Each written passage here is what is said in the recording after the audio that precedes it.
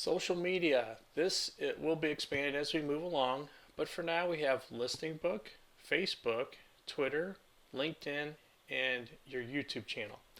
As you can see here, either put https colon forward slash forward slash or just the regular http colon forward slash forward slash. And this will happen if you were to copy the your URL here, and I'll just show you. I'll just hit Control A to select all, Control C to copy it, and if I'm just going to put it in here, if I hit Control V, see how it automatically puts that in there? Well, if you navigate to your Twitter account or you navigate to your YouTube account or Facebook, whatever it happens to be, it'll select whether it needs to be an S or just a regular one. And that makes it easy for you to just copy and paste these in.